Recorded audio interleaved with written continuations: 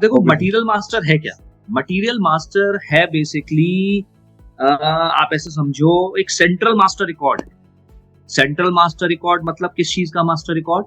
देखो दो तरीके के मास्टर होते हैं, एक होता है मास्टर डेटा, एक होता है दो तरीके के डेटा होते हैं, एक होता है ट्रांजैक्शनल डेटा। ठीक है, अब मास्टर डेटा क्या होता है? मास्टर डेटा में मेरा आता है कस्टमर, ठीक है, मेरा आता है वेंडर, ठीक है, मेरा आता है एसडी के पॉइंट ऑफ व्यू से हम बात करेंगे, ठीक है।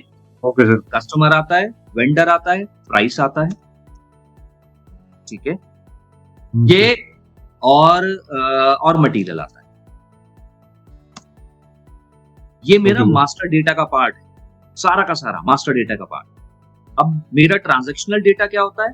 ट्रांजैक्शनल डेटा में क्या आता है? ट्रांजैक्शनल डेटा में मेरे पास आता है सेल्स ऑर्डर, यस सर, मेरा आता है पीजीआई, मेरा आता है डिलीवरी, मेरा आता है बिलिंग। ओके सर, ये सब मेरा ट्रांजैक्शनल डेटा का पार्ट है। दूसरी बात, एसएपी में हर चीज जो गेम है दैट इज ऑफ नंबर।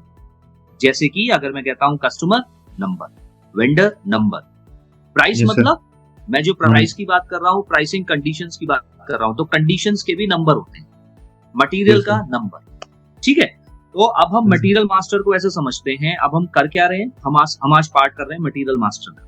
तो व्हाट इज मटेरियल मास्टर लोग पूछेंगे, ठीक है, तो यहां पर लिखो आप the material master is the, लिख लेना, ये बहुत काम की डेफिनेशन है, सेंट्रल मास्टर रिकॉर्ड और लॉजिस्टिक्स, ठीक है।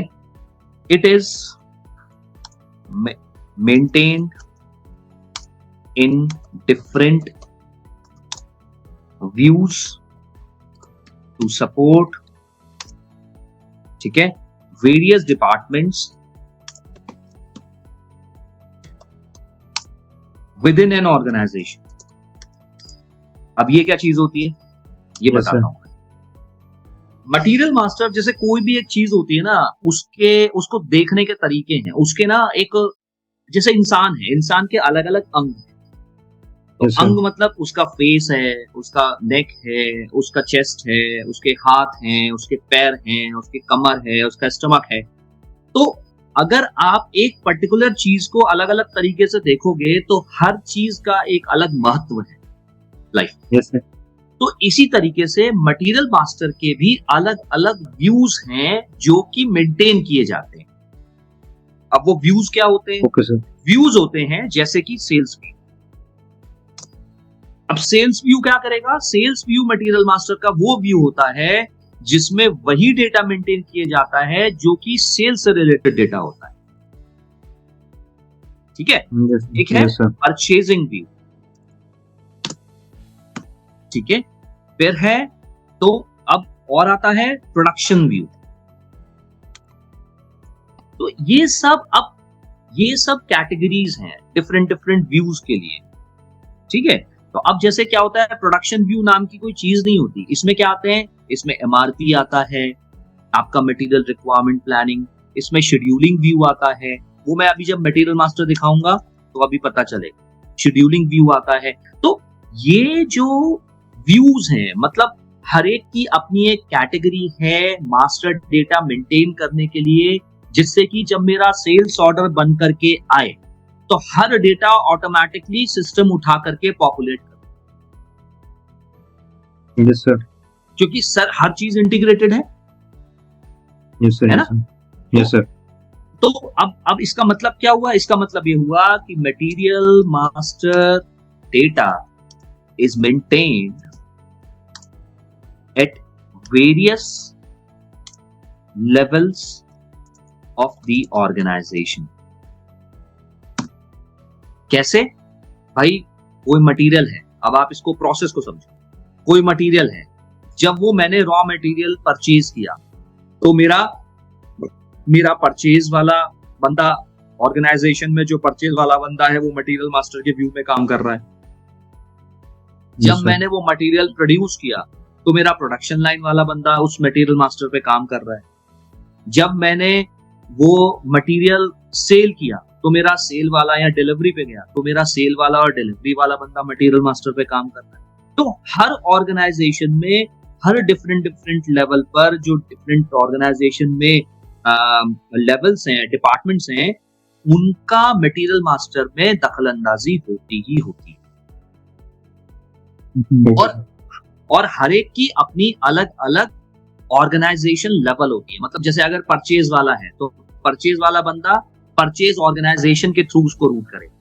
अगर प्रोडक्शन वाला बंदा है तो प्रोडक्शन वाला बंदा प्रोडक्शन ऑर्डर में प्रोडक्शन लाइन के थ्रू उसको रूट करेगा। अब सेल्स वाला बंदा है वो कैसे करेगा? वो सेल्स रिलेटेड डेटा, देखो ये लिख लेना, sales related data into material master dependent on sales organization and distribution channel. Clear? समझ में आया? अब हमारा एंटरप्राइज स्ट्रक्चर तो क्लियर है ना, मतलब उसमें तो कोई दिक्कत नहीं है एंटरप्राइज स्ट्रक्चर में? नहीं सर, उसमें कोई दिक्कत नहीं। ठीक है, जोगिंदर आपको तो नहीं है? बिल्कुल भी नहीं। तो क्या क्या एलिमेंट्स हैं फिर एंटरप्राइज स्ट्रक्चर में हमारे? Sir company code, company organization, sales organisation,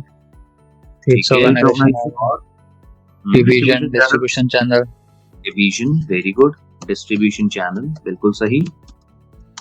फिर सेल्स एरिया बन जाएगा, सेल्स ऑफिस, सेल्स एरिया हो गया, बिल्कुल सही, सेल्स ऑफिस हो गया। अब ये तो मेरा है ही, लेकिन एंटरप्राइज स्ट्रक्चर जब मैं बनाऊंगा तो इसमें एक दो चीजें और ध्यान रखना। प्लांट भी बनाना, स्टोरेज लोकेशन भी बनाना, from sales point of view बता रहा हूँ। ओके सर, हो गया। एंड लोडिंग, अब मैं क्यों अभी यही बता रहा हूँ, ये भी बताऊंगा। लोडिंग एंड अनलोडिंग पॉइंट भी बनाना, अभी मैं बताऊंगा। ठीक है, अब मैं क्यों कह रहा हूं, देखो जब मेरा कोई मटेरियल सेल्स में निकलेगा तो वो बिना प्लांट के नहीं निकल पाएगा। Yes sir. ठीक है, तो जब भी मैं सेल्स ऑर्डर बनाऊंगा तो मुझे प्लांट की जरूरत पड़ेगी ही पड़ेगी कि भाई ये डिलीवरी जो हो रही है वो किस प्लांट से हो रही है, मानेसर से हो रही है, दिल्ली से हो रही है, लखनऊ से हो रही है, हैदराबाद से हो रही है, कहां से हो रही है। अब एक प्लांट में मल्टीपल स्टोरेज लोकेशंस होती है, इन सबकी डेफिनेशंस तो पता है आपको, लिखवाने की जरूरत तो नहीं है। पता है क्योंकि जनरली पूछ लेते हैं। ठीक है, अब एक प्लांट में मल्टीपल स्टोरेज लोकेशंस होती है, यहां पर 1:many का रिलेशन होता है। ठीक है, तो जो आप चाहो तो एक या दो स्टोरेज लोकेशन भी बनाना, और एक स्टोरेज लोकेशन में मल्टीपल लोडिंग और अनलोडिंग पॉइंट्स होते हैं। क्या होगा कि इसको ऐसे समझो, सपोज करो मेरा एक प्लांट है, उस प्लांट में ऐसे समझो इसको, मान लो मेरा एक प्लांट है, उस प्लांट में मेरी स्टोरेज लोकेशन है 1 और स्टोरेज लोकेशन है 2। अब इन दोनों जगह मेरे अनरिस्ट्रिक्टेड जो मेरा एफजी पड़ा हुआ है, दोनों जगह एफजी पड़ा हुआ है। ठीक है, एक रैक बनी हुई है, वहां पर मेरा एफजी पड़ा हुआ है। एफजी मतलब फिनिश गुड्स पड़े हुए। तो अब जब मेरा ट्रक उस पर्टिकुलर प्लांट में डिलीवरी एरिया पे आएगा या डिस्पैच एरिया पे आएगा, तो एक पर्टिकुलर जगह पे ही मैं माल को लोड करूंगा और एक पर्टिकुलर जगह पे ही मैं माल को अनलोड करूंगा। ऐसा नहीं है कि मेरा ट्रक कहीं पर भी पूरे प्लांट में खड़ा हो जाए और वहां से मैं कहीं से भी लोडिंग और अनलोडिंग करूंगा। तो अब क्या होता है, जब हायर मैनेजमेंट होता है, जब आप कॉर्पोरेट में जाओगे तो हायर मैनेजमेंट पूछेगा, अच्छा भाई एक बात बताओ, कितना माल मेरा डिस्पैच हो गया। तो अब जब आपका माल डिस्पैच हो गया वो पूछेगा, तो उसमें आपको लोडिंग पॉइंट की जरूरत पड़ेगी रिपोर्ट। Yes sir. तो इसलिए आपको पता होना चाहिए कि मेरे एक प्लांट में एक स्टोरेज लोकेशन में कितने लोडिंग पॉइंट बनाए हुए हैं और कितने अनलोडिंग पॉइंट बनाए। तो जब आप एंटरप्राइज स्ट्रक्चर बनाओ तो इस बार ये भी बना करके चलो, plant, storage location, loading and unloading point. ये भी आप, वैसे प्लांट और storage location is a part of MM, लेकिन जब हम सेल्स की क्लासेस देते हैं तो हम plant, storage location, loading unloading point भी बता के चलते हैं, ये मैंडेटरी। ओके, क्लियर है ना? ओके, ठीक है। चलो back to the topic on a material master. अब हम ये कहते हैं कि भाई मटेरियल मास्टर की जरूरत क्या है, करता क्या है मटेरियल मास्टर, क्या जरूरत क्या है इसकी। ठीक है, तो आप ऐसे लिखो, material master automatically receives a maintenance status, ठीक है, depending on the views maintained into the system. क्या मतलब है इसका? इसका मतलब यह है कि जैसे मटेरियल मास्टर में मेरा कोई सेल्स व्यू है जहां पे मैंने सेल्स ऑर्गेनाइजेशन मेंटेन करके रखी है। अब मैंने वहां पर सेल्स ऑर्गेनाइजेशन मेंटेन करके रखी है तो हमें ये पता चलेगा कि जब प्लांट से मेरा माल निकला तो वो किस प्लांट से जब माल जा रहा है तो किस सेल्स ऑर्गेनाइजेशन के अगेंस्ट जा रहा है। कि जब आप माल बनाओ, जब आप माल की डिलीवरी करोगे तो वहां पर सेल्स एरिया आएगा, वहां पर सेल्स ऑर्गेनाइजेशन आएगी, वहां पर डिस्ट्रीब्यूशन चैनल आएगा, वहां पर डिवीजन भी आएगा सेल्स। तो जब ये तीनों चीजें आएंगे तो हमें ये पता होना चाहिए कि किस सेल्स ऑर्गेनाइजेशन के अगेंस्ट माल डिस्पैच हो सकता है मल्टीपल सेल्स ऑर्गेनाइजेशंस भी हो और हो सकता है एक ऑर्गेनाइजेशन में एक ही सेल्स ऑर्गेनाइजेशन। अगर एक है तो कोई दिक्कत है ही नहीं, लेकिन सेल्स ऑर्गेनाइजेशन हमें इसलिए चाहिए क्योंकि सेल्स ऑर्गेनाइजेशन सेल्स मॉड्यूल की हाईएस्ट एंटिटी है, उसके बिना हम कोई भी सेल्स कर ही नहीं सकते। ठीक है, तो अगर कोई पूछता है कि सेल्स मॉड्यूल की हाईएस्ट ऑर्गेनाइजेशनल एंटिटी क्या है, पूछते हैं ये ऐसा सवाल, तो आपको तुरंत बोलना है कि सेल्स ऑर्गेनाइजेशन। ठीक है, तो इफ यू वांट, ऐसे समझो, if you want to use a material for a process, कोई भी प्रोसेस होता है, कोई भी किसी भी प्रोसेस के लिए अगर आप मटेरियल यूज करते हो तो सिस्टम क्या करेगा? सिस्टम चेक करेगा। क्या चेक करेगा? Whether the material has the required maintenance status that is whether the required view have been maintained or not। मतलब क्या है? मतलब ये है कि अगर मैंने सेल्स व्यू में सेल्स ऑर्गेनाइजेशन मेंटेन नहीं की है तो जैसे ही मैं सेल्स ऑर्डर क्रिएट करने जाऊंगा सिस्टम मुझे एरर दे देगा। ओके, ठीक है। राइट, अगर मैंने अपने मटेरियल में सेल्स व्यू में डिस्ट्रीब्यूशन चैनल या डिवीजन मेंटेन करके नहीं रखा है तो जैसे ही मैं सेल्स ऑर्डर बनाने जाऊंगा सिस्टम मुझे एरर दे देगा। You have not maintained distribution channel in of a respective material into sales, तो मेरा ऑर्डर बन ही नहीं पाएगा। ऑर्डर नहीं बन पाएगा, एरर आ जाएगा। ठीक है, क्लियर हुआ? समझ में आया? अब हम समझते हैं कि व्यूज होते कौन कौन से हैं। ठीक है, views in the material master record. ठीक है, तो अब क्या होता है? बेसिक डेटा,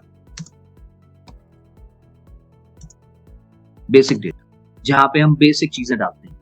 बेसिक चीजें मतलब यूनिट ऑफ मेजर क्या है, मेरा मटेरियल का नाम क्या है, मेरा, ये सारी चीजें हम डालते हैं। ठीक है, उसका क्लासिफिकेशन, क्लासिफिकेशन मतलब किस तरीके का मटेरियल है, किस तरीके से, मतलब रॉ मटेरियल है, सेमी फिनिश्ड गुड्स है, फिनिश्ड गुड्स है। एक बात और, जब भी हम सेल्स की बात करेंगे तो हम फिनिश्ड गुड्स की ही बात करेंगे। हम ना रॉ मटेरियल की बात करेंगे, ना हम सेमी फिनिश की बात करेंगे, ना हम किसी और मटेरियल टाइप की बात करेंगे, हम सिर्फ और सिर्फ फिनिश गुड्स की बात। ठीक है, और आपसे इंटरव्यूज में भी सिर्फ और सिर्फ फिनिश गुड्स से ही रिलेटेड सवाल पूछे जाएंगे। ठीक है, तो फिर सेल्स व्यू आता है, फिर परचेजिंग व्यू आता है, एमएफ वाले मेंटेन करते हैं, फिर एमआरपी व्यू आता है, फिर फोरकास्ट व्यू आता है। ठीक है, फिर वर्क शेड्यूलिंग व्यू आता है, इसको प्रोडक्शन प्लानिंग वाले यूज करते हैं। ठीक है, फिर वर्क शेड्यूलिंग के बाद प्रोडक्शन रिसोर्स या टूल का व्यू आता है। ये मैं दिखाऊंगा अभी सिस्टम, ये सब दिखेगा, ठीक है। फिर स्टोरेज का व्यू आता है, सॉरी, ठीक है। फिर वेयरहाउस मैनेजमेंट का व्यू आता है, जहां पर वेयरहाउस होते हैं वहां पर वेयरहाउस मैनेजमेंट मेंटेन किया जाता है। फिर क्वालिटी मैनेजमेंट का व्यू आता है, ठीक है। फिर अकाउंटिंग, फिर कॉस्टिंग, मटेरियल की कॉस्टिंग भी होगी, अकाउंटिंग भी होगी, ठीक है। फिर प्लांट स्टॉक, इसका भी व्यू आएगा, ठीक है। फिर स्टोरेज लोकेशन का स्टॉक, ये सब व्यूज हमारे यहाँ सिस्टम में होते हैं जब भी हम मटेरियल मास्टर क्रिएट करके चलते हैं। समझ में आ रहा है? Yes sir. ठीक है, चल ठीक है, ठीक है, अब ठीक है। इंपॉर्टेंट व्यू है यहाँ पर क्वालिटी मैनेजमेंट, ठीक है। तो अब पहले पूरी की पूरी एक प्रोसेस समझो, एक प्रोसेस होता क्या है मैं तुम्हें बताता हूँ। एक बहुत बड़ी टर्मिनोलॉजी है जिसे हम कहते हैं सप्लाई चेन मैनेजमेंट। ये जनरली पूछ लेते हैं इंटरव्यू, तो हम आज जो क्लासेस हम जो ले रहे हैं ना, ये इंटरव्यू के पर्सपेक्टिव से ही लेंगे, ठीक है ना। अब सप्लाई चेन मैनेजमेंट होता क्या है? सप्लाई चेन मैनेजमेंट, देखो एसएपी में सप्लाई चेन मैनेजमेंट नाम की कोई टर्म नहीं। अगर मैं एसएपी में प्रैक्टिकल अप्रोच की बात, कोई टर्मिनोलॉजी नहीं। एसएपी में हम सिर्फ मॉड्यूल्स की टर्मिनोलॉजी जानते हैं, ठीक है। सप्लाई चेन, जिसको हम एससीएम भी कहते हैं, as the combination of SAP में MM plus PP plus QM plus SD plus warehouse management. ये जो 5 मॉड्यूल हैं, इन पांचों के कॉम्बिनेशन को आज के जमाने में आप इसे ईडब्ल्यूएम भी कह सकते हैं। तो ये जो 5 या 6 मॉड्यूल हैं, इन 5 और 6 मॉड्यूल के कॉम्बिनेशन को सप्लाई चेन मैनेजमेंट कहते हैं, ठीक है। अब जनरली इंटरव्यू में ना हमसे साइकिल पूछी जाती है, क्योंकि जिस लेवल पर आप लोग जाओगे वहां पर साइकिल जरूर पूछेंगे। तो इसमें पूछेंगे, अच्छा एक मटेरियल की साइकिल क्या है ये बताओ, ठीक है। मटेरियल की साइकिल ना, इसको हम क्या बोलते हैं? इसको हम बोलते हैं बिजनेस प्रोसेस की भी साइकिल, ये भी बोल सकते हैं। समझ में आ रहा है ना? समझ में ना आए तो बता दे। Yes sir. ठीक है। अब क्या है ये बिजनेस प्रोसेस की साइकिल? देखो, सबसे पहले हमारे यहाँ बिजनेस प्रोसेस में आता है एसएपी। सबसे पहले अगर मैं बिजनेस प्रोसेस लॉजिस्टिक्स की बात करता हूं, हम लॉजिस्टिक्स की बात कर रहे हैं, है ना। हम सब चीजें एसडी एमएम इन्हीं के इर्द गिर्द रहेंगी, क्योंकि हमारे वही मॉड्यूल है।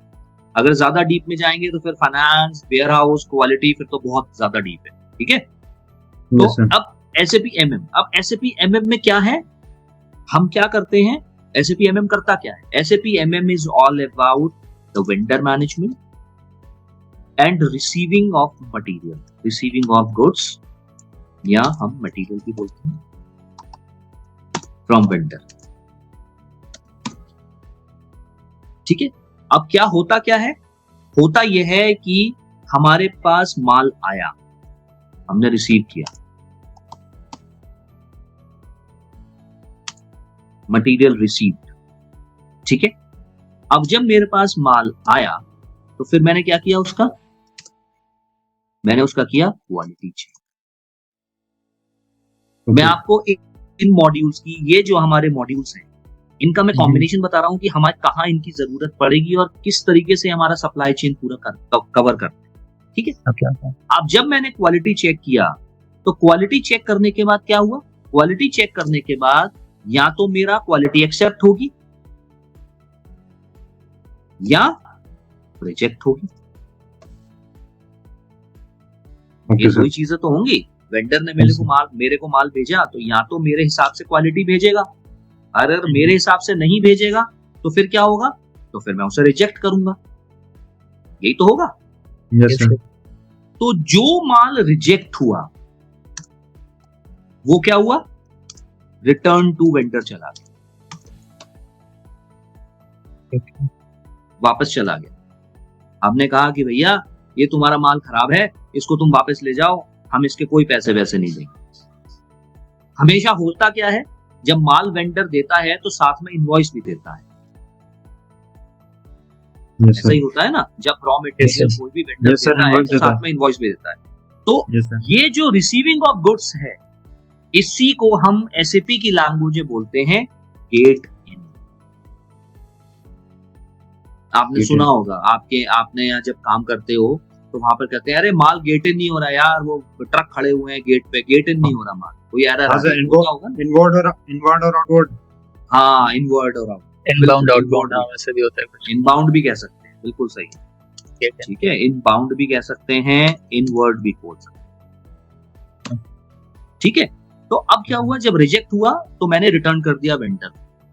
अब मैंने जब माल रिटर्न कर दिया तो वो तो चला गया, वो माल खत्म। ठीक है, लेकिन रिटर्न करने से पहले मैंने क्या किया, उसको मैंने एक स्टोरेज लोकेशन बनाई, रिजेक्शन स्टोरेज लोकेशन, वहां पे मैंने इसको पोस्ट कर दिया खराब माल को। तो क्या होता है, जब मेरी रिजेक्शन की स्टोरेज लोकेशन होती है ना, उसमें डिफरेंट अलग से आप यूं समझो पूरे के पूरे खांचे बने रहते हैं। तो उसमें वेंडर वाइज हम स्पेसिफिक माल रखते रहते हैं, क्योंकि अब उसमें तो बहुत सारे वेंडर से हम माल मंगाते हैं, तो रिजेक्शंस तो कहीं से भी हो सकते हैं, राइट। तो Yes, sir. हम वो अलग अलग रखते रहते हैं, जिससे कि हमारे को ये रहे कि किस वेंडर का माल रिजेक्ट है, जिससे कि जब वेंडर माल देने के लिए ट्रक भेजेगा या किसी तरीके से हम उसको भिजवाने का जिम्मा उठाएंगे, तो उस वेंडर का माल उस पर्टिकुलर वेंडर को ही वापस हो। ऐसा ना हो कि ए का माल बी को चला गया, बी का माल ए को चला गया, कोई कंफ्यूजन ना हो इस वजह से। ठीक है, तो अब जब मैंने रिजेक्ट कर दिया माल तो वो तो चला गया वेंडर के पास। अब जो मैंने एक्सेप्ट किया उसका क्या हुआ, क्वालिटी चेक में एक्सेप्ट हो गया, क्वालिटी ओके है, वेंडर ने क्वालिटी स्टैंडर्ड के हिसाब से माल भेजा है, उसको मैंने, अब मैन्युफैक्चरिंग होनी है, प्रोडक्शन लाइन पे इशू कर दिया।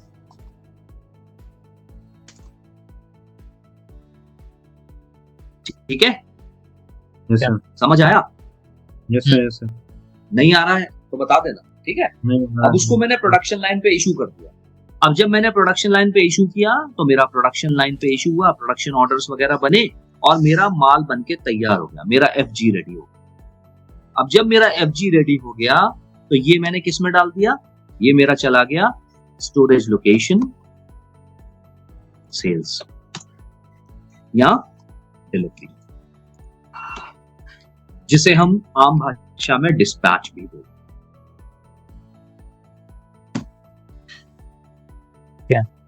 ठीक है, अब मेरा यहाँ पर जब माल बन गया डिस्पैच में चला गया।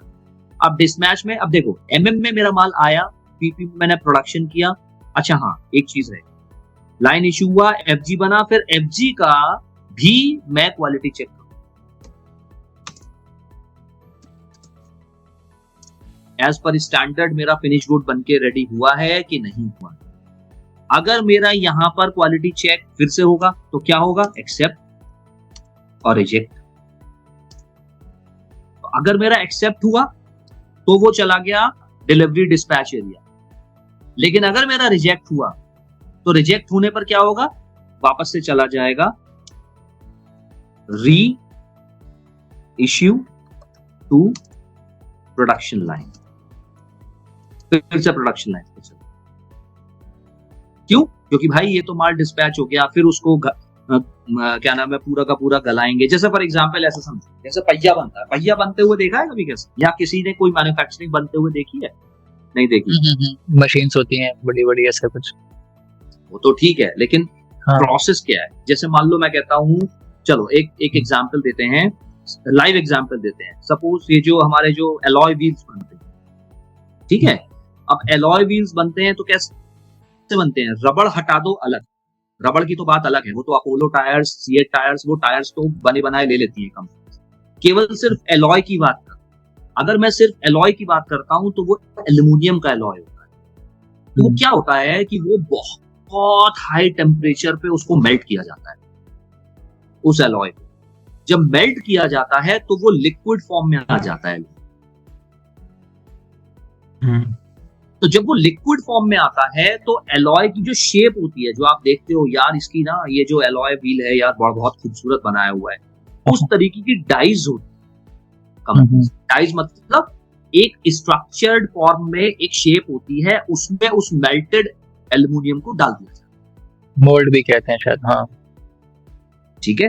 अब जैसे उस मेल्टेड एल्युमिनियम को उसमें डाला जाता है और उसमें जब वो भर जाता है उसे सीधे पानी में डाल दिया जाता है। भरने के बाद गरम एल्युमिनियम को पानी में डाल देते हैं, वो ठंडा हो जाता है।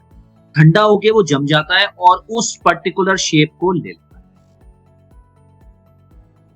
तो जब वो पर्टिकुलर शेप ले लेता है तो अगर वो जब वो फिर उसमें फिनिशिंग की जाती है, पेंट किया जाता है, सारी चीजें असेंबली की जाती है, तो यही मैं समझा रहा हूं कि अगर वो एक्सेप्ट हुआ तो वो डिस्पैच में चला गया, वो एलॉय व्हील उसमें पहिए लग करके आगे और वो सेल के लिए चला जाएगा। लेकिन अगर वो रिजेक्ट हुआ तो फिर से वो भट्टी में डाल दिया जाएगा गलाने के लिए। राइट? समझ आया? रीइश्यू टू प्रोडक्शन लाइन मतलब फिर से भट्टी में डाल दिया। ठीक है। तो जहां पर ये स्टोरेज लोकेशंस हैं, अब कहीं पर क्या होता है, कुछ ऐसी कंपनीज होती हैं जहां पर वेयर हाउस मैनेजमेंट का पार्ट नहीं, तो जहां पर वेयर हाउस मैनेजमेंट का पार्ट है वहां पर वेयर हाउस मैनेजमेंट आएगा। जहां पर वेयर हाउस मैनेजमेंट का पार्ट नहीं है वहां पर इस जगह आकर के आपका सप्लाई चेन मैनेजमेंट खत्म हो जाएगा, डिस्पैच पे आएगा। ठीक है। अगर बहुत सारी कंपनीज, अब वेयर हाउस मैनेजमेंट कहां से आता है? वेयर हाउस मैनेजमेंट जनरली आता है रिटेल में, जहां पर शॉपर स्टॉप जैसी कंपनीज हैं, जहां पर ब्लिंकिट जैसी कंपनीज हैं, जहां पर आपकी जेप्टो जैसी कंपनीज हैं, जो जगह उन्होंने अपना स्टॉक मेंटेन किया हुआ है, रखा हुआ है, जिससे कि वो मिनट्स में डिलीवरी कर देती है। अमेज़न है। तो रिटेल में मतलब जो मैन्युफैक्चरर्स नहीं, वहां पर वेयर हाउस का कॉन्सेप्ट बहुत कम है। जो रिटेल में है वहां पर ही वेयर हाउस का कॉन्सेप्ट होता है ये, लेकिन वहां प्रोडक्शन होता है। राइट? क्लियर हुई बात? चलो, अभी यहां तक कोई ऐसी चीज जो समझ में ना आई हो? नहीं समझ में आ गया। आ गया? चलो बहुत यस सर। अब एक इंपॉर्टेंट चीज है, ये सारी चीजें लिखी है ना? यस सर, लिख ली सर। हाँ, तो अब जो भी एक इंपॉर्टेंट लाइन और लिखो, वो बहुत जरूरी है कि जितने भी डिपार्टमेंट होंगे कंपनी में, ऐसे लिखो, each department with in a company will have a corresponding view in the material master, where वहां क्या होगा? where data relevant to only that department head। मतलब क्या है इसका? मतलब ये है, सपोज करो क्वालिटी में कोई यूजर बैठा है, क्वालिटी डिपार्टमेंट, तो वो सेल्स में क्या डेटा मेंटेन है नहीं देख पाएगा। इसको हम ऑथराइजेशंस के थ्रू हैंडल करते हैं, क्योंकि अगर वो पूरा का पूरा व्यू देख लेगा तो वो तो कुछ भी चेंज कर देगा या कुछ भी अपनी उंगली कर देगा कहीं पर भी, अरे जी वहां पर उन्होंने गलत मेंटेन किया हुआ है इसीलिए हमारे में एरर आ रही है, हम इसको क्वालिटी नहीं मैनेज कर पा रहे। तो एक पर्टिकुलर डिपार्टमेंट के इंसान को एक पर्टिकुलर व्यू का ही एक्सेस दिया जाता है। ठीक है। अब होता क्या है, अब इसमें एक इंपॉर्टेंट चीज, हर मटेरियल टाइप में हर व्यू नहीं मिलेगा। ये बहुत इंपॉर्टेंट लाइन है, ये आपसे पूछा जाएगा। The material type determines which view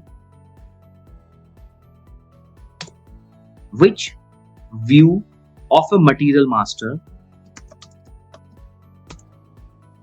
is possible to maintain। ठीक है। So the views of the material master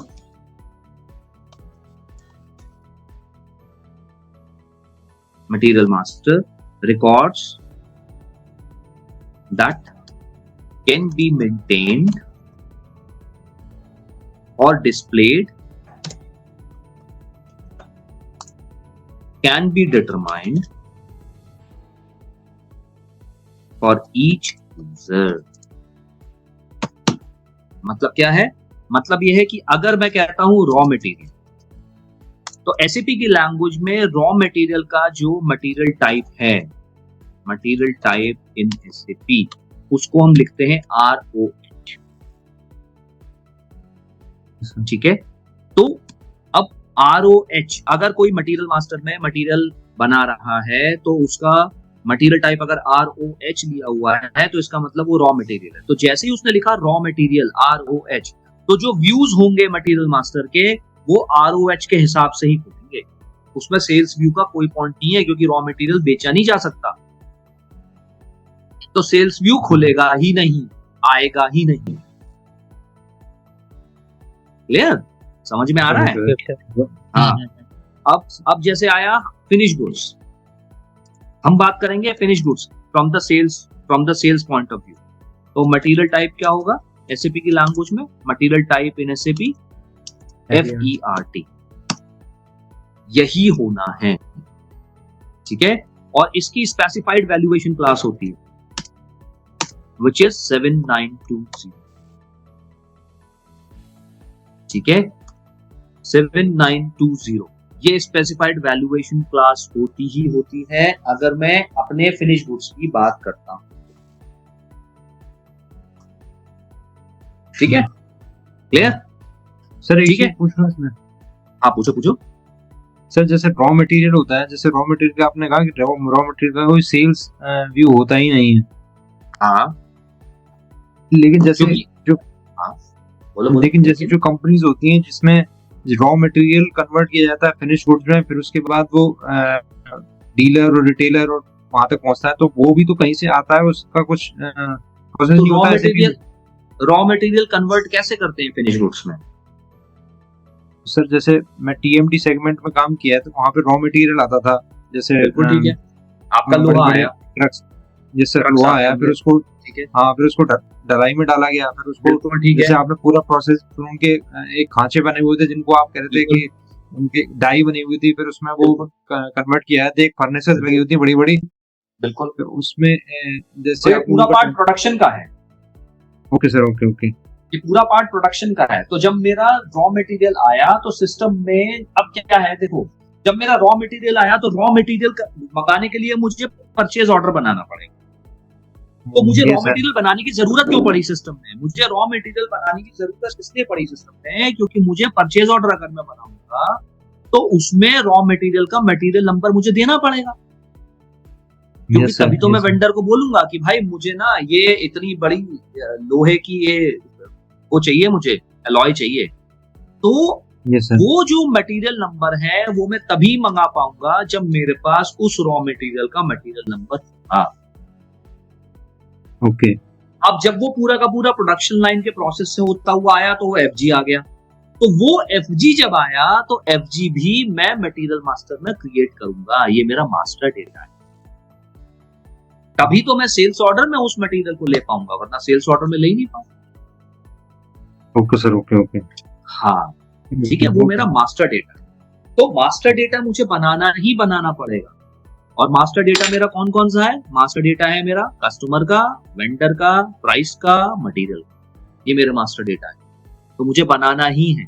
अगर मेरा कोई मटेरियल स्क्रैप है तो स्क्रैप का मटेरियल मुझे बनाना ही पड़ेगा. Yes sir. ठीक है. और एसएपी की मटेरियल जो क्रिएट करना रहता है वो यूजुअली फिर MM के अंडर आता है कि SD ही करता है पहले? मतलब वो तो शायद पहले से होगा, फिर MM के अंडर जाएगा वो तो.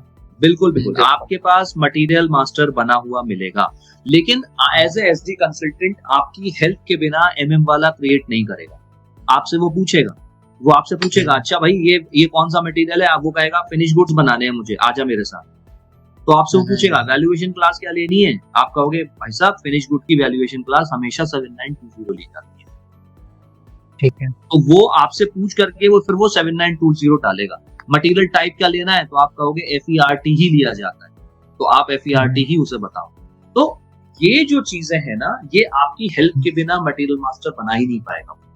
ये MDM टीम होती है, मास्टर डेटा मैनेजमेंट. ओके ठीक है ना, क्लियर? ओके सर, अब देखो, क्लियर सर। हाँ, अब देखो, जब भी हम मटेरियल मास्टर की बात करेंगे तो 3 तरीके के उसमें डेटा होते हैं मटेरियल मास्टर। कौन कौन से डेटा होते हैं? जनरल डेटा, ठीक है। जनरल डेटा क्या रखता है? डिस्क्रिप्शन ऑफ अ मटेरियल, ठीक है। यूनिट ऑफ मेजर, जिसे हम यूओएम कहते हैं, unit of measure. Transportation group रहेगा यहां पर, ठीक है। वेट रहेगा, वॉल्यूम में भी हो सकता है, केजी में भी हो सकता है, आउंस में भी हो सकता है, ठीक है। ये ध्यान रखने वाली चीज है। तो ये यूनिट ऑफ मेजर और वेट ये सिमिलर नहीं है कि अलग है चीजें? सिमिलर बिल्कुल नहीं है, अलग अलग है। देखो, unit of measure, unit of measure और वेट कैसे है, अब मैं तुम्हें बताता हूं। सपोज करो जैसे आपकी पानी की बोतल है बिस्लरी, ठीक है। अब बिस्लरी जो पानी की बोतल है वो 1 लीटर है, तो 1 लीटर आपका हुआ क्या? वेट। क्या? ओके, वेट हुआ, ठीक है। लेकिन 1 bottle, this is your unit of measure. Okay, unit, ठीक है राइट। अब आपको मान लो कार्टन भेजने हैं, अब कार्टन भेजने हैं तो 1 कार्टन में 24 बॉटल भेजनी है, तो unit of measure is 1 carton. 1 carton कितनी? 24 bottle, this is your unit of measure. लेकिन वेट क्या हुआ? वेट हुआ 24 किलो, 24 लीटर, एक लीटर की 24 बोतल, ठीक है राइट, क्लियर? चलो आगे चलते हैं, ठीक है। अब फिर आता है मेरा प्लांट डेटा, ठीक है। अब प्लांट डेटा में क्या क्या रहता है मेरे पास? एमआरपी। एमआरपी का कॉन्सेप्ट पता है शांतनु? मैन्युफैक्चरिंग कॉस्ट, ठीक है। लोडिंग ग्रुप, ठीक है। स्टोरेज लोडिंग ग्रुप, और स्टोरेज बिन्स भी होते हैं कुछ, स्टोरेज बिन्स या स्टोरेज लोकेशंस, एक ही बात है, ठीक है। और तीसरा होता है मेरा सेल्स डेटा, और दूसरी कोई चीज नहीं होती। यहां पर क्या होता है मेरा? Delivering plant. ये आपके लिए बहुत काम का है, जरूर नोट करना, ठीक है। मिनिमम ऑर्डर क्वांटिटी, ठीक है। सेल्स टेक्स्ट, ठीक है। और प्रोडक्ट हायरार्की, ये हर जगह नहीं होता है बट कई जगह होता है, ठीक है। अब जो मैं मटेरियल बनाता हूं, ठीक है, वो मटेरियल कैसे बनाता हूं? क्रिएशन ऑफ मटेरियल डेटा या master data, this is with MM01, ठीक है। चेंज और edit of material master data, this is MM02, and view, ये तो अब तक पता चल गया होगा आप लोगों को। SAP में कोई भी चीज क्रिएट करनी, 01 इज योर ट्रांजैक्शन, ओके। 01 से कोई भी चीज होगी वो क्रिएट होगी। आपको इनवॉइस बनाना है, VF01, आपको ऑर्डर बनाना है, VA01, आपको PO बनाना है, ME21N। तो जहां पर 1 आ गया मतलब क्रिएशन की बात हो रही है, जहां पे 2 आ गया मतलब चेंज और एडिट की बात हो रही है। This is the standard of the SAP, इसमें कोई भी चेंज नहीं है। जहां पर भी आपको कोई चीज क्रिएट करनी है, आंख बंद करके 01, ट्रांजैक्शन जो भी होगा 01 उसके आगे लगे, ठीक है। और जहां पर चेंज और एडिट की बात होगी वहां 02, और जहां सिर्फ व्यू या डिस्प्ले की बात होगी वहां पर 03, ठीक है। क्लियर है? ठीक है। अब हम बात करते हैं इंपॉर्टेंट टेबल्स इन मटेरियल मास्टर डेटा, जो हमसे पूछ लिया जाता है। जो मेन मेरी टेबल है दैट इज मारा, मटेरियल मास्टर की मेन टेबल होती है। ओके सर, ठीक है, material master table, this is मारा, MARC, मार्क, ये प्लांट की मटेरियल डेटा होता है। अगर मुझे प्लांट का मटेरियल डेटा देखना है तो आपको यहां देखना पड़ेगा, MARO, this is company material data. अगर मुझे कंपनी स्पेसिफिक मटेरियल डेटा देखना है तो मैं MARO से देखूंगा। और अगर मुझे टेक्स्ट देखना है मटेरियल का कि भाई कौन सा इसका डिस्क्रिप्शन क्या है मटेरियल का, तो मेरी टेबल होती है MAKT, मटेरियल टेक्स्ट टेबल। ये इंपॉर्टेंट टेबल्स हैं, ये जरूर पूछे जाते हैं। ओके सर, ठीक है, ओके सर जी। जैसे VBR के VBRP ये होती है, ये भी पूछ, हाँ ये भी पूछ सकते हैं। ये सेल्स ऑर्डर्स की हैं। ओके सर, ओके, हाँ ये अभी हम उस पे पहुंचेंगे तो वो भी बताऊंगा, है ना। तो ये हमारी अभी हम ये समझते हैं कि कॉन्फ़िगरेशन स्टेप्स क्या है मटेरियल मास्टर। ठीक है, अब देखो ये जो मैंने बताया MM01, MM02, MM03, ये तो एंड यूजर के मेरे ट्रांजैक्शंस हैं। ठीक है, अब हम बात करते हैं कंसल्टेंट्स की configuration steps of material master data. ठीक है, तो की कॉन्फ़िगरेशन सबसे पहले हमें बनाना होता है इंडस्ट्री सेक्टर, होता भी है, कोई दिक्कत नहीं है। उसे हम क्रिएट करते हैं विद द ट्रांजैक्शन OMS3। ठीक है, डिफाइन इंडस्ट्री सेक्टर।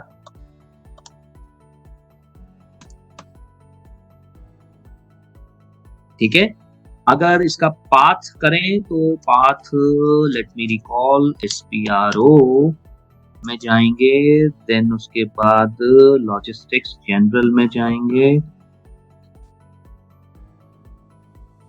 फिर उसके बाद हम मटेरियल मास्टर में जाएंगे। ओके, देन उसके बाद फील्ड सिलेक्शन पे जाएंगे, फील्ड सिलेक्शन पे जाएंगे, देन डिफाइन इंडस्ट्री सेक्टर आएगा ऑप्शन।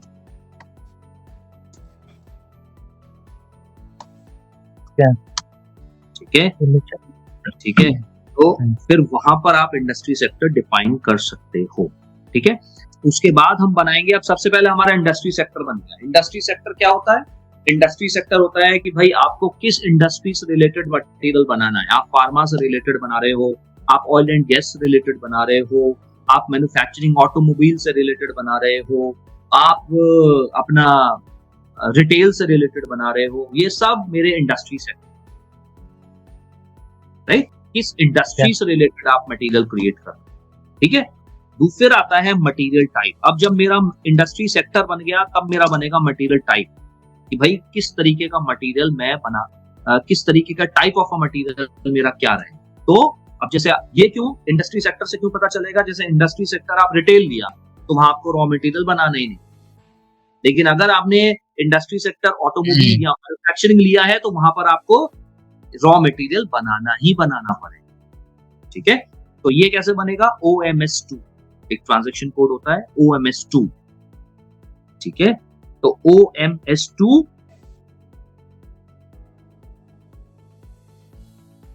से बनेगा और इसका पाथ है SPRO में। आप जाओगे लॉजिस्टिक्स जनरल में जाओगे, उसके बाद लॉजिस्टिक्स जनरल में जाने के बाद आप जाओगे मटेरियल मास्टर में। ये पाथ कभी कभी पूछ लेते हैं, ये जो है याद रखने की चीज है। ठीक है, हाँ, बेसिक सेटिंग्स में आप जाओगे, फिर यहां पर आप जाओगे मटेरियल टाइप्स, और फिर यहां पर आप डिफाइन करोगे एट्रीब्यूट्स ऑफ मटेरियल टाइप्स। ठीक है, क्लियर। उसके बाद हम क्या करते हैं, इंपॉर्टेंट टर्मिनोलॉजी एक है, वो है आपकी नंबर रेंज। हम बनाते हैं नंबर, MMNR, ठीक है। अब नंबर रेंज क्या होती है, कोई आइडिया? कितने टाइप्स के मटेरियल रहेंगे उसका, या फिर नहीं, नंबर रेंज का मतलब है आपका जब मटेरियल क्रिएट होगा तो हर मटेरियल का एक नंबर होगा। अच्छा जैसे ठीक है। आपका, आपने नंबर रेंज, फॉर एग्जांपल आपने बनाया मटेरियल टाइप, ऐसे तो समझिए इसको, मटेरियल टाइप रॉ मटेरियल। तो अब रॉ मटेरियल आपने टाइप तो बना दिया, लेकिन अब पहला नंबर भी तो क्रिएट होगा। तो आपने क्या किया, रेंज दे दी सिस्टम को कि मेरे 2025 में मेरे 10,000 मटेरियल बनने या 1,00,000 मटेरियल बनने हैं, 100,000 ये मटेरियल बनने हैं। तो मेरी नंबर रेंज 1 से लेके शुरुआत होगी 9,900 नहीं 99,999। मतलब सर ये नंबर उस मटेरियल को एड्रेस करेगा ऐसे? यस। अब जब मेरा पहला मटेरियल क्रिएट हुआ, सपोज मेरा मटेरियल, पहला मटेरियल क्रिएट हुआ मेरा raw material suppose iron alloy, तो इसका नंबर आएगा 1। अब मेरा इसी तरीके से, अब मेरा मान लीजिए दूसरा मटेरियल क्रिएट हुआ एल्यूमिनियम एलॉय, तो उसका मटेरियल आएगा 2। तो इसी तरीके से चलता रहेगा चलता रहेगा चलता रहेगा, मेरे मटेरियल जाएंगे टिल 1,00,000 तक, 99,999। तो मेरा 2025 में 1,00,000 मटेरियल बनेंगे। तो मैंने उनको एक रेंज दे दी कि मेरे मटेरियल का जो नंबर्स 2025 के नंबर जो जनरेट होंगे उनका नंबर यही होगा, और उसको मैंने टैग कर दिया 2025 के अपना ईयर के साथ। ओके, नहीं आया समझ? ठीक है, अभी नहीं आया। हाँ, आ गया ना? समझ गया। हाँ, तो अब उससे होगा क्या, उससे होगा ये कि जब भी मेरा मटेरियल क्रिएट होगा तो हर एक का अपना एक नंबर होगा। मैंने कहा था ना कि एसएपी में हर चीज नंबर का गेम है। मटेरियल का नंबर होगा, वेंडर का नंबर होगा, कस्टमर का नंबर होगा, सेल्स ऑर्डर का नंबर होगा, इनवॉइस का नंबर होगा, बिलिंग का नंबर होगा। इनफैक्ट अगर मैं कहता हूं आपका एड्रेस का, जब आप एड्रेस भी मेंटेन करते हो कस्टमर मास्टर में या वेंडर मास्टर में, तो उसका भी सिस्टम नंबर लेते हैं, ठीक है। तो ये सारी चीजें एसएपी में जो भी चीज होंगी वो नंबर की फॉर्म। तो जब हम नंबर रेंज बनाएंगे तो नंबर रेंज कैसे बनाएंगे, नंबर रेंज का क्या है, MMNR इज योर, अब हम कैसे करेंगे लॉजिस्टिक्स जनरल में,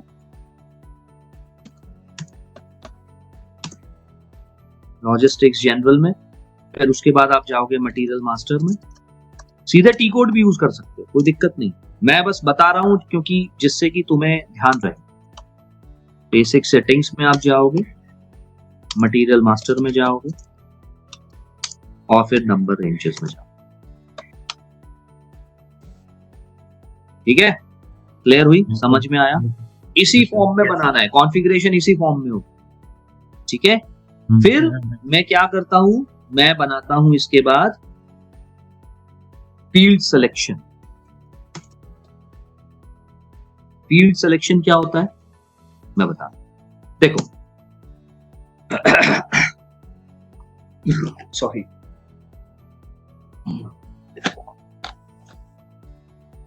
फील्ड सिलेक्शन का ट्रांजैक्शन कोड है OMS9।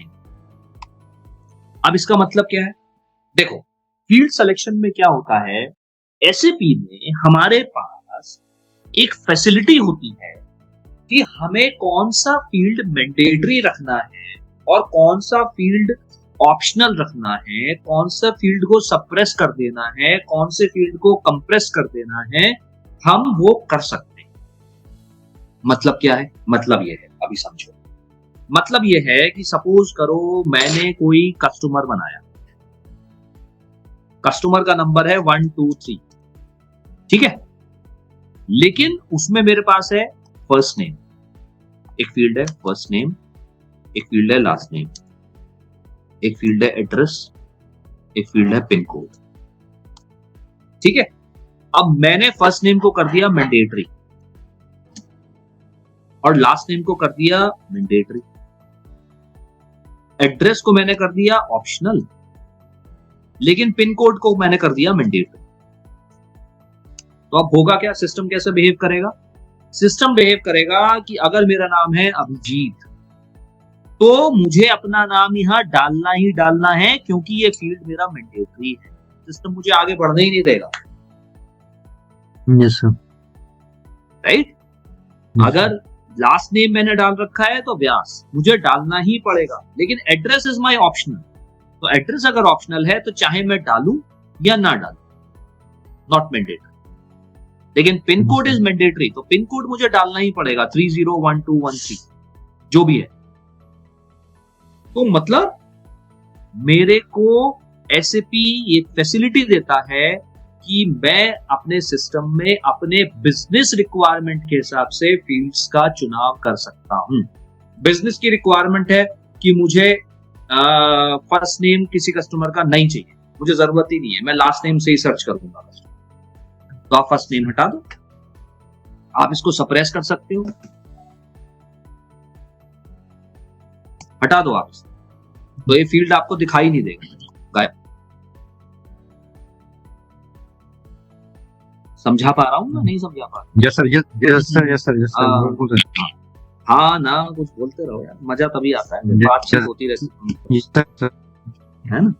Yes sir. तो मजा आ रहा है क्लास में, नहीं आ रहा है ये तो बताओ। यस सर, मजा आ रहा है, मजा आ रहा है। अच्छा चलो, तो अब ये जो मेरा फील्ड सिलेक्शन है, तो ये SAP मुझे एक फैसिलिटी देता है इस फील्ड सिलेक्शन की। अब ये जो SAP मुझे फील्ड सिलेक्शन की फैसिलिटी देता है, ये हम अभी समझेंगे, सिस्टम में समझेंगे कैसे देता है। तो अब ये किस तरीके से देता है, इसका मेरे पास पाथ है। पाथ क्या है इसका मेरे पास फील्ड सिलेक्शन का? हम जाएंगे लॉजिस्टिक्स जनरल में, उसके बाद हम लॉजिस्टिक्स जनरल के बाद हम जाएंगे मटेरियल मास्टर में। आप करके देख सकते हो, देखना है ना, field selection. Yes sir, yes sir. Field selection में आप जाओगे, फिर maintain field selection for data screens.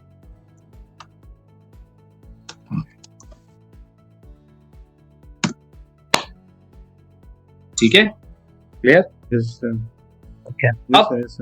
अब एक इंपॉर्टेंट चीज आती है कि स्क्रीन का सीक्वेंस।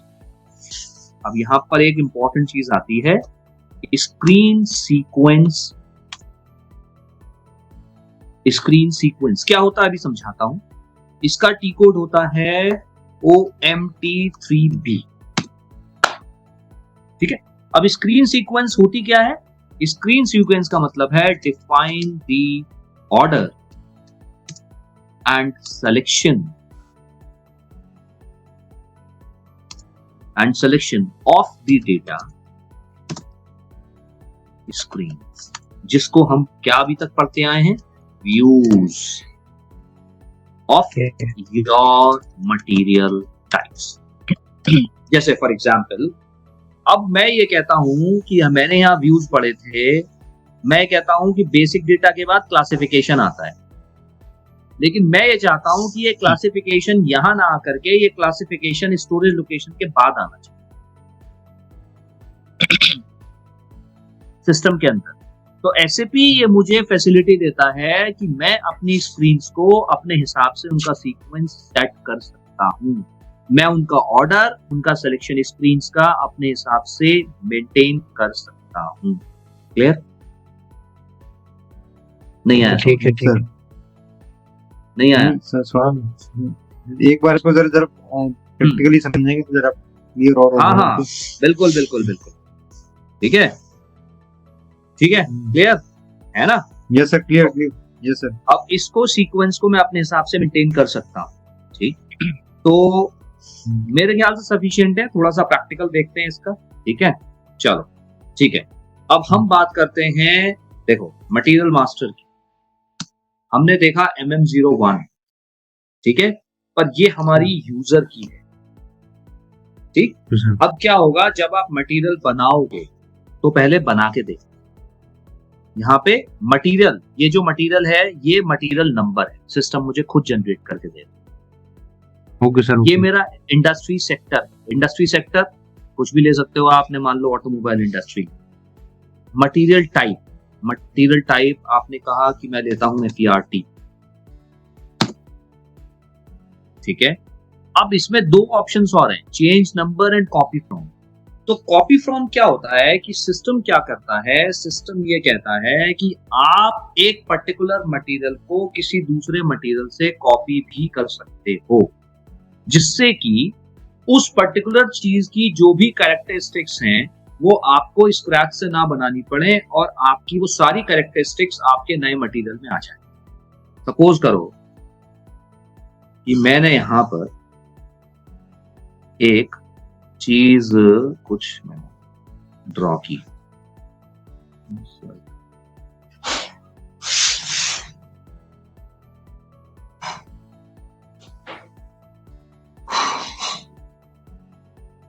अरे क्या हो गया है, ये मैंने ड्रॉ किया, ठीक है। अब ये जो मैंने ड्रॉ किया है, अब दो तरीके हैं, या तो मैं यहां पर इस पर्टिकुलर जगह भी इसको ड्रॉ करूं, यस सर, ठीक है, या मैंने क्या किया, या मैंने किया कि इस पर्टिकुलर चीज को, क्या हो गया यार इस सिस्टम में,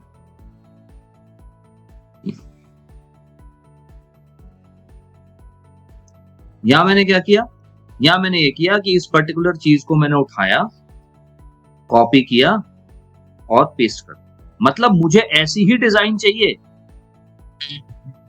तो मैंने अब या तो मेरे पास एक तरीका है कि मैं इस डिजाइन को पकड़ करके इसी तरीके से यहां पर बनाऊं दोबारा से, या फिर मुझे यही कैरेक्टरिस्टिक्स चाहिए, यही डिजाइन चाहिए और मैं इसको मैंने लिया, कॉपी किया और कॉपी करके मैंने कहीं और यहां पर पेस्ट कर। तो ऐसे भी सिस्टम भी ये फैसिलिटी हमें देता है। ओके कि एक मटेरियल मतलब हम लोग जो मटेरियल क्रिएट करते वक्त कुछ चीजें ऐसी सिलेक्ट करते होंगे जो हमें अगर फिर से रिपीट करना किसी दूसरे मटेरियल क्रिएट करते हो तो वो करेक्ट करेक्ट करेक्ट बिल्कुल सही काम गया मेरा, ठीक है। अब जैसे अभी मैं बता, अब मैंने यहाँ पर किया सेलेक्ट व्यूज, ये वो व्यूज हैं जिनकी मैं बात कर रहा था, ठीक है, ये वो व्यूज हैं जिनकी मैं बात कर रहा था, बेसिक डेटा की, क्लासिफिकेशन की, सेल्स ऑर्गेनाइजेशन की, सेल्स टेक्स्ट की, ये सारे व्यूज की मैं बात कर रहा था। ये सारे व्यूज, कॉस्टिंग, अकाउंटिंग, इन सब की हमने बात की है ना अभी। Yes sir, yes sir. अब जब हम सेल्स की बात करेंगे तो सेल्स में हम 7 व्यू सिलेक्ट करेंगे, basic data 1, basic data 2, sales data 1, sales general plan data, sales text और अकाउंटिंग 1, 2। Okay sir. 1, 2, 3, 4, 5, 6 और ये 7। कई जगह MRP 1 भी ले लेते हैं, लेकिन अभी लेने की जरूरत नहीं, ठीक है, ठीक है। मैं बताऊंगा कहां पर हमें MRP 1 यूज करने की जरूरत है। क्लियर है, समझ में आया? Yes sir, yes sir, yes sir. ठीक है। अब ये हमने किया, ठीक है। अब एंटर मारा, हमने एंटर मारा तो सिस्टम हमसे पूछेगा हमारा प्लांट, सेल्स ऑर्गेनाइजेशन और डिस्ट्रीब्यूशन चैनल, ये जरूर पूछेगा, ठीक है, ठीक है, ठीक है। और मेरा distribution channel _1 _1।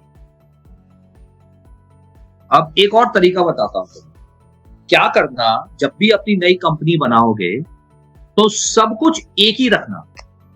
Okay sir, okay. तो उससे क्या होगा कि आपकी प्रैक्टिस बहुत अच्छी होगी। मतलब अगर आपने प्लांट 0202 रखा है फॉर एग्जाम्पल, तो आप कंपनी से शुरुआत करना वो 0202 ही रखते हुए चलना। Distribution channel 02, division 02, sales organization 0202, plant 0202, सब कुछ, स्टोरेज लोकेशन 0202। तो उससे क्या होगा ना, आपको कॉपी खोल करके याद रखने की जरूरत नहीं पड़ेगी कि मैंने प्लांट क्या बनाया। यस सर, ठीक है, यस सर, यस। अब देखो सिस्टम ने मुझे मटेरियल नंबर ऑटोमेटिकली क्रिएट करके दे, this is your number range. ये मटेरियल नंबर कैसे आ रहा है? नंबर रेंज की वजह से आ रहा है, जो नंबर रेंज बनी हुई है सिस्टम के अंदर। Yes sir. ठीक है, जो हमने Okay. पढ़ी थी MMNR से।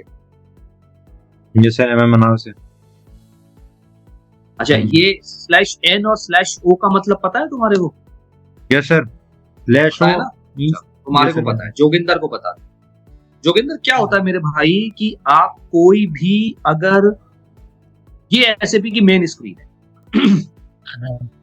ठीक है, तो जो ठीक है। भी ट्रांजैक्शन कोड चलेगा वो इस स्क्रीन पे ही चलेगा। हाँ। ठीक है, अगर आप SPRO की स्क्रीन पे जाओगे और यहाँ पर ट्रांजैक्शन कोड चलाने की कोशिश करोगे तो नहीं चलेगा। यहाँ पे अगर मैं MM01 चलाऊंगा तो नहीं चलेगा। मैं ट्राई किया था, नहीं चलता इसमें। हाँ, यहाँ नहीं चलेगा। तो अब अगर आप यहाँ पर हो तो हर बार आपको मेन स्क्रीन पे जाना पड़ेगा ट्रांजैक्शन कोड चलाने के लिए। पहले यहाँ आओ, फिर यहाँ से चलाओ। तो लोग क्या करते हैं, लोग ये करते हैं कि वो /n का यूज करते हैं, /n MM03। तो /n क्या करता है? /n मेरे को उस स्क्रीन पे ले जाता है, /n मेन स्क्रीन पे ले जाता है। Okay clear? ओके। मजा आया? अब अगर मैं करता हूं यहाँ /o, तो /o मतलब एक और आउटपुट स्क्रीन मेरे सामने खुल जाएगी। इसके अलावा सिस्टम मुझसे कह रहा है कि आपको एक और स्क्रीन खोलनी है। मैंने कहा क्रिएट, मैंने कहा खोल दो, तो एक और स्क्रीन खुल जाएगी। Okay, clear?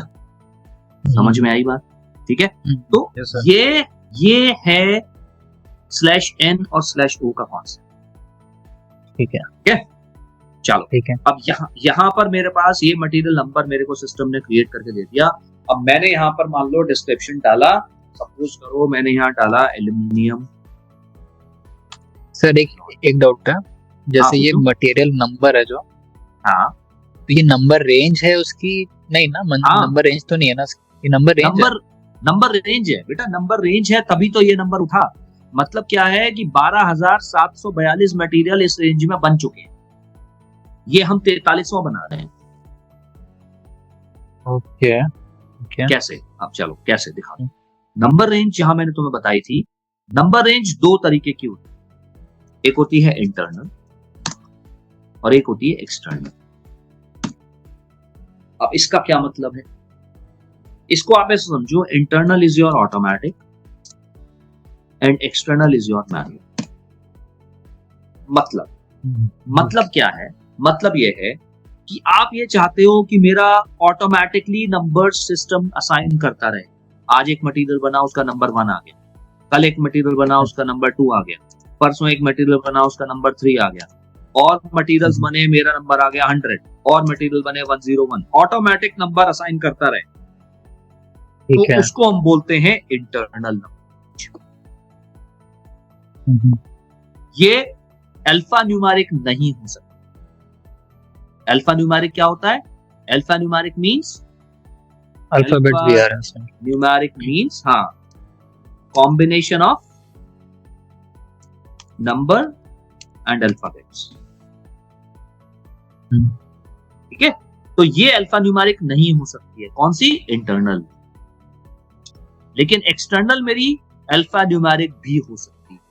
This is my manual. Manual मतलब अब आपका एक नंबर बना, आपका एक मटेरियल बना, तो आपने उसका नंबर दिया 0A, आपने फिर नंबर दिया 0B, आपने एक ऐसे ही नंबर दिया 0Z, फिर उसके बाद आपने नंबर देना शुरू किया 00A, फिर 00B, फिर आप चले गए आगे तक 00Z, फिर आपने शुरू किया 000A, राइट? तो this is your manual which is external number. Clear? Yes sir. ठीक है। समझ आया? यस सर, आया सर। सर यूजुअली ये फिर किस चीज में यूज होते होंगे एक्सटर्नल वाले? एक्सटर्नल वाले बहुत कम यूज होते हैं सिस्टम। क्योंकि सिस्टम में तो हम क्यों कर रहे हैं, सिस्टम इसीलिए तो कर रहे हैं जिससे कि हमारे को सिस्टम ऑटोमेटिकली काम करता रहे, राइट। तो इसीलिए तो एक्सटर्नल वाले बहुत कम यूज होते हैं, एक्सटर्नल वाले यूज नहीं होते।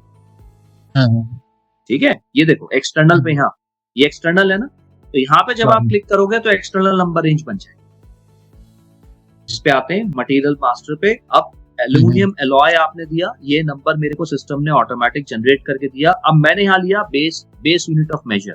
बेस यूनिट ऑफ मेजर मेरे पास सिस्टम में होती है, पर मैं बना भी सकता हूँ। सपोज मैंने लिया, यहाँ पर हम ले सकते हैं, ईच ले लो,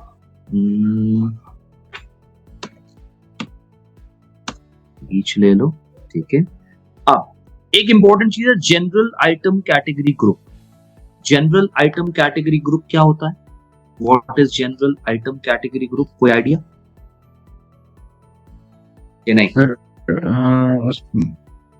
पर्टिकुलर मटेरियल की कैटेगरी।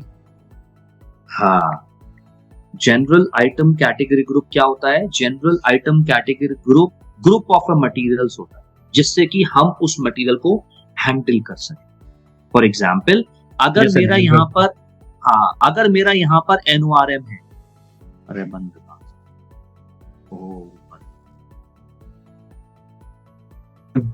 General item category. अब क्या होता है, यहाँ पर अगर NORM है तो मतलब ये मेरा स्टैंडर्ड है, नॉर्मल आइटम हो सकता है, ये मेरा DIEN, तो ये मेरा सर्विस हो जाएगा। तो देखो यहाँ पर सर्विस आ गया, service, yes sir, service, right. तो service versus delivery, yes sir. हाँ, सर्विस विदाउट डिलीवरी, क्योंकि सर्विस की कोई डिलीवरी नहीं होती विदाउट डिलीवरी मटेरियल। हाँ, राइट। तो मैंने यहाँ पर लिया NORM, ठीक है। तो NORM मैंने लिया, this is my standard item, ठीक है। अब यूनिट ऑफ वेट, वेट की यूनिट क्या है मेरी? केजी, ठीक है। Unit of weight is KG.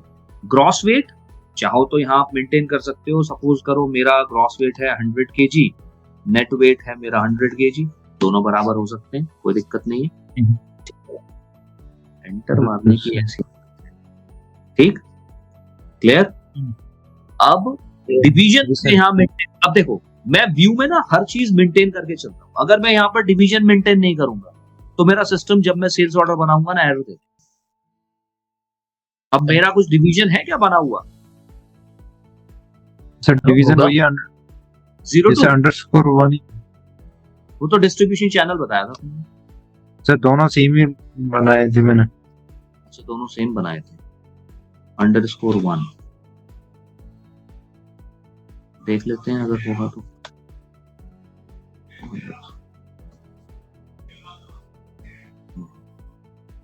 ठीक है। अब जब मैं फिनिश गुड्स की बात करूंगा तो मुझे इतना ही भरना है और मुझे नहीं भरना इस व्यू में, और कुछ मुझे नहीं भरना, ठीक है। जब मैं from SD point of view से बात करूंगा, मैं फिनिश गुड की बात करूंगा तो इतना ही मुझे भरना, ठीक है। नाउ नेक्स्ट, एंटर मारोगे। जब एंटर मारोगे तो आपको सिस्टम बेसिक डेटा 2 पे ले जाएगा, ठीक है। बेसिक डेटा 2 पे जब आप जाओगे तो यहां पर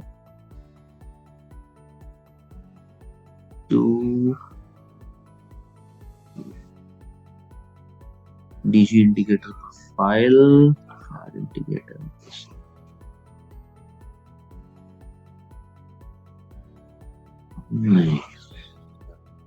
नहीं है कुछ इसमें भरने की। From SD point of view classification तो जरूरत नहीं, ठीक है। सेल्स ऑर्गेनाइजेशन डेटा 1 पे जाओगे। अब हाँ, एक बहुत इंपॉर्टेंट चीज है, देखो ये है मेरा बेस यूनिट ऑफ मेजर जो मैंने भरा था ईच। अब मेरी सेल्स यूनिट ऑफ मेजर भी अलग होती है। जब मेरे सेल्स की बात करता हूं तो there is a difference between a base unit of measure and sales unit of measure. Base unit of measure क्या होती है? बेस यूनिट ऑफ मेजर वो होती है जिस चीज में मैं उस मटेरियल को तोलता हूं, मतलब जिस चीज में मैं उस मटेरियल को खरीदता हूं, ये कह सकते हैं, ठीक है। Base unit of measure. और सेल्स यूनिट ऑफ मेजर वो होती है जिसमें मैं उस मटेरियल को बेचता हूं। जैसे फॉर एग्जाम्पल मैंने कोई मटेरियल खरीदा केजी में, लीटर में, ठीक है, अपनी इन्वेंट्री मेंटेन करने के लिए, लेकिन मैं बेच रहा हूं पैकिंग के साथ, तो वो मैं बेच रहा हूं कार्टन में, वो मैं बेच रहा हूं बॉक्स में, वो मैं बेच रहा हूं किसी और चीज में, तो वहां पर वो यूनिट आएगी। क्लियर? समझ नहीं है? समझा। जैसे आगे सर समझ में आ गया ना, जैसे मैं एल्युमिनियम खरीद रहा हूं मैं केजी में, लेकिन मैं उसे बेच रहा हूं, या गोल्ड मैं खरीद रहा हूं केजी में, लेकिन मैं उसे बेच रहा हूं छोटे छोटे 10 ग्राम्स के बिस्किट्स के पैकेट्स में। तो दोनों अलग अलग सेल्स यूनिट और बेस यूनिट दोनों अलग अलग, हमेशा ध्यान। सेम भी हो सकती है, आप ऐसा भी कर सकते हो कि आपने अगर बेस यूनिट ईच में लिया है तो आप सेल्स यूनिट भी ईच में ले सकते हो, कोई दिक्कत नहीं है। लेकिन अगर आप सेल्स यूनिट कुछ और भी हो सकती है बॉटल हो, जैसे फॉर एग्जांपल मैं देखता हूं यहां पर बॉक्स हो,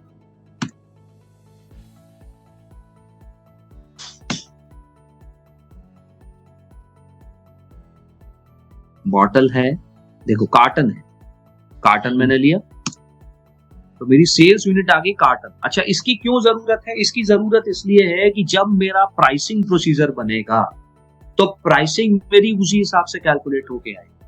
कैसे कैलकुलेट होके आएगी? कि जब आपने लिया एक कार्टन, तो सिस्टम आपसे पूछेगा कि एक कार्टन में कितने नंबर ऑफ बॉटल्स हैं, या एक कार्टन में कितने नंबर ऑफ ईच अगर मैंने लिया है तो कितने नंबर ऑफ एल्युमिनियम है, या कितना नंबर ऑफ बिस्किट्स हैं। तो उस हिसाब से ही आपका प्राइसिंग प्रोसीजर प्राइस उठा करके लेकर के आएगा, जिसे हम कहते हैं सेलिंग प्राइस। क्लियर हुआ? क्लियर हो रहा है ना? ठीक है। अब यहाँ पर आएगा डिलीवरिंग प्लान। कहाँ से डिलीवर होगा? 0202 यहाँ से डिलीवर होगा। मैंने यहाँ डाल दिया डिलीवरिंग प्लान। टैक्स सिस्टम ने लिया, टैक्स लेना है नहीं लेना है, आपने कहा भाई नॉट एप्लीकेबल, ठीक है, चलो नॉट एप्लीकेबल, लेकिन आईजीएसटी एप्लीकेबल, ठीक है, चलो इसको एप्लीकेबल करते हैं। ये कैसे होगा अभी बात करते हैं इस पे भी। यहां तक क्लियर है ना सर? यस जैसे क्लियर है। अब एक इंपॉर्टेंट चीज है minimum order quantity. Minimum order quantity मतलब, मिनिमम ऑर्डर क्वांटिटी क्या होती है कि सिस्टम ये कहता है कि सेल्स ऑर्डर अगर मैं बना रहा हूं तो कम से कम उस मिनिमम ऑर्डर का ही बनेगा। अगर मैंने यहां डाल दिया 10, तो सिस्टम, अगर मैं सेल्स ऑर्डर 1 का बनाऊंगा तो सिस्टम मना करते हैं, you are not allowed to create a sales order and you can not sell this item, the minimum quantity required is 10। Clear? समझ आई बात? Yes okay sir. यहां पर हम मेंटेन करेंगे मिनिमम ऑर्डर क्वांटिटी। ठीक है, नाउ नेक्स्ट। अब देखो, जैसे ही मैंने एंटर मारा तो उसने मुझे कन्वर्जन पूछ लिया। Conversion factor unit of measure क्या कह रहा है कि मेरी कार्टन है तो एक कार्टन में कितने ईच होंगे, मतलब एक कार्टन में कितने बॉटल्स होंगी। मैंने कहा कि भाई एक कार्टन में आप रखो 12 बॉटल, 12 ईच। देखो सिस्टम कितना इंटेलिजेंट है, उसे पता है ये चीज कि मैंने सेल्स यूनिट कार्टन रखी है और बेस यूनिट ईच रखी है। क्लियर? तो उसने कहा एक कार्टन में 12 ईच हूं, मैंने कर दिया। क्लियर? ठीक है, आगे चलते हैं। सेल्स ऑर्गेनाइजेशन 2 व्यू आएगा यहाँ पर। सेल्स ऑर्गेनाइजेशन 2 व्यू में मुझे material group, material price group मुझे ये मेंटेन करना पड़ेगा। ठीक है, मटेरियल प्राइस ग्रुप मतलब, मटेरियल प्राइस ग्रुप मेरा ये बताता है कि मेरा जो मटेरियल है, जो मैं फिनिश गुड बना रहा हूं, वो किस तरीके का बना। मैं नॉर्मल बना रहा हूं, मैं कोई स्पेयर पार्ट से रिलेटेड बना रहा हूं, मैं अपना जो फिनिश गुड का मटेरियल है वो ऑटोमोबाइल से रिलेटेड है, वो ऑयल एंड गैस से रिलेटेड है, किस चीज से रिलेटेड मैंने मटेरियल। क्यों? क्योंकि सिस्टम जब सेल्स ऑर्डर बनाएगा तो वो प्राइस उसी हिसाब से कैप्चर करेगा। ठीक है, general item category group is my normal, item category group is normal. ठीक है, आगे चलते हैं। आगे जब हम चलते हैं तो अब यहां पर shipping data is very important. मुझे नहीं पता, अभी शायद तुमने वो पढ़ा नहीं होगा, मैं कल इस पे शिपिंग डेटा कल पढ़ाऊंगा मैं तुम्हारे, बहुत अल्टीमेट चीज है ये शिपिंग डेटा। शिपिंग डेटा में दो चीजें हैं, transportation group and loading group. ठीक है, ट्रांसपोर्टेशन ग्रुप क्या होता है? ट्रांसपोर्टेशन ग्रुप क्या होता है? ट्रांसपोर्टेशन ग्रुप का मतलब है कि जो मेरा मटेरियल है वो किस तरीके से ट्रांसपोर्ट होगा, और लोडिंग ग्रुप का मतलब है कि किस तरीके से लोड होगा। मतलब ट्रांसपोर्टेशन ग्रुप मतलब किस तरीके से जाएगा, ट्रांसपोर्ट होगा, पैलेट्स में जाएगा, लिक्विड फॉर्म में जाएगा, कंटेनर में जाएगा, शिप में जाएगा, ट्रक में जाएगा, किस तरीके से जाएगा। अगर कुछ और भी चीज है तो आप क्रिएट कर सकते हैं। ओके ठीक है, मैंने कहा कि भाई मेरा जो शिपिंग डेटा है, मतलब जो मेरा माल शिप होगा वो जो है कंटेनर में जाए। ठीक है, और लोड किससे होगा? अब ह्यूमन बीइंग तो उठा के रखेंगे नहीं ट्रक में। यस सर, मशीनरीज हो सकती हैं, कुछ भी हो सकती है। हाँ, अब लोडिंग ग्रुप मतलब वो लोड किस तरीके से होगा, वो क्रेन से लोड होगा, वो फोकलिफ्ट से लोड होगा, वो किस चीज से लोड होगा। मैंने कहा भाई वो फोकलिफ्ट से लोड होगा ट्रक के अंदर। ठीक है, मैंने डाला। अब इसमें एक और इंपॉर्टेंट चीज है, वो है अवेलेबिलिटी चेक। अब अवेलेबिलिटी चेक क्या बताता है? अवेलेबिलिटी चेक ये बताता है कि सिस्टम ये चेक करेगा कि जब आप सेल्स ऑर्डर बना रहे हो तो वो पर्टिकुलर मटेरियल आपके पास अवेलेबल है भी स्टॉक में कि नहीं। यस सर, नहीं ऐसा ना हो कि आप सेल्स ऑर्डर बना दो और मिड माल तो आपके पास है नहीं, आपने ऑर्डर बना दिया, तो ऐसा नहीं होना चाहिए। तो इसके लिए यहाँ पर अवेलेबिलिटी चेक इज स्टैंडर्ड 01। आपको हमेशा 01 यूज करना है, हमेशा। अगर आप लाइव में होगे, जब आप लाइव सिस्टम में काम करोगे तो केपी यूज करना, नहीं सॉरी, तब आप अभी आप केपी यूज करोगे तब आप 01 यूज करोगे। जब आप लाइव में होगे तो 01 यूज करोगे। अभी मुझे अवेलेबिलिटी चेक नहीं चाहिए, मैं केपी यूज करूंगा। क्यों? क्योंकि अगर मैं यहाँ पर 01 यूज करूंगा तो वो मेरे पास मेरे से उसका स्टॉक भी पूछेगा, वो मेरे से उसका प्रोडक्शन लाइन में भी पूछेगा, वो मेरे से पूरा का पूरा इंटीग्रेशन पूछेगा, वो मेरे से फाइनेंस में पोस्टिंग्स भी पूछेगा सिस्टम। ओके सर, ओके, ये है। आज चलो मेरे को नहीं पता लगी कभी। अगर यहाँ पर हम केपी कर देंगे तो कुछ नहीं पूछेगा है? कुछ नहीं पूछेगा, कुछ भी नहीं पूछेगा। अगर अवेलेबिलिटी चेक मेरा केपी है तो वो कुछ नहीं पूछेगा। और अवेलेबिलिटी चेक स्टैंडर्ड, जो स्टैंडर्ड अवेलेबिलिटी चेक होती है that is ND and PD. ये भी ध्यान रखना। एमआरपी रिक्वायरमेंट्स बता देता हूं। अवेलेबिलिटी चेक केपी का मतलब है नो चेक। ठीक है, 01 डेली रिक्वायरमेंट्स, मतलब अगर मेरा ऐसा माल है जो मुझे रोज जिसका स्टॉक चाहिए ही चाहिए, 01।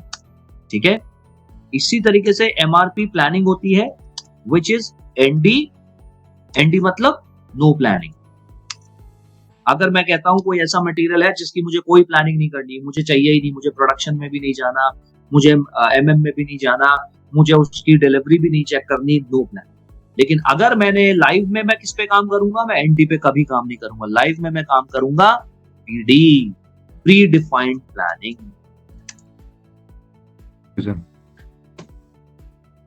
ठीक है, तो ये हमेशा ध्यान रखना।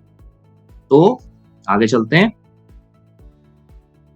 तो ये आ गया मेरा जनरल प्लान डेटा। अब मैं एंटर मारूंगा, आगे चलूंगा। Sales text. अब सेल्स टेक्स्ट क्या चीज होती है? सेल्स टेक्स्ट होती है कि ऐसी कोई भी चीज जो मैं अपने सेल्स ऑर्डर में डिस्प्ले करवाना चाहता हूं। जैसे फॉर एग्जांपल मैं कोई फ्रेजाइल मटेरियल, तो मैं यहाँ पे लिखता हूं हैंडल विद केयर। तो ये मेरा सेल्स टेक्स्ट में प्रिंट होके आएगा। मैंने कोई यहाँ पे टर्म्स एंड कंडीशंस डाल दी, टर्म्स एंड कंडीशंस डाल दी। टर्म्स एंड कंडीशंस में मैंने डाल दिया कि immediate payment is required once the product will be delivered। तो ये मेरा टेक्स्ट सेल्स ऑर्डर में प्रिंट होकर के आएगा। क्लियर? ठीक है। फिर नेक्स्ट इज नेक्स्ट इज जो मैंने इसमें वार्निंग्स भी हो सकती है, मतलब हाँ, मतलब ये हाँ, वार्निंग भी है विद केयर, ठीक है। बिल्कुल बिल्कुल हो सकती है, वार्निंग्स भी हो सकती है 100%, ठीक है। देन मेरा MRP one view, MRP one view में मेरी वो लोकेशन पूछेगा, यही बनाइए यस सर, A122 A1 यही है, आया यस सर, यस सर, यही सिस्टम बता देता हूँ। अच्छा A1 बहुत बढ़िया, ठीक है। This is my MRP one view. ये मैं बात कर रहा था MRP टाइप की, जहां पे मैंने कहा ND और PD हमारे को इस्तेमाल जो करना है वो ND करना है, नो प्लान अभी। लेकिन जब हम लाइव में काम करेंगे तो हम PD पे काम करेंगे। वेरी स्पीड PD MRP, ठीक है। अभी हम काम कर ND पे, ठीक। Next is my accounting one view, सीधे हम अकाउंटिंग वन पे जाएंगे। अब अकाउंटिंग वन व्यू में जो सबसे इंपॉर्टेंट चीज है that is my valuation class of 7920 for the FERT, yes sir, always 7920, ये स्टैंडर्ड है SAP की, हमेशा ध्यान रखना, ठीक है। अब इसमें एक इंपॉर्टेंट चीज है, यहाँ पर मेरा है प्राइस कंट्रोल। ये बहुत इंपॉर्टेंट चीज है क्योंकि price is always related to sales, ठीक है। अब प्राइस कंट्रोल क्या चीज है? प्राइस कंट्रोल मेरा भाई दो तरीके के, ठीक है। एक होता है समझाना,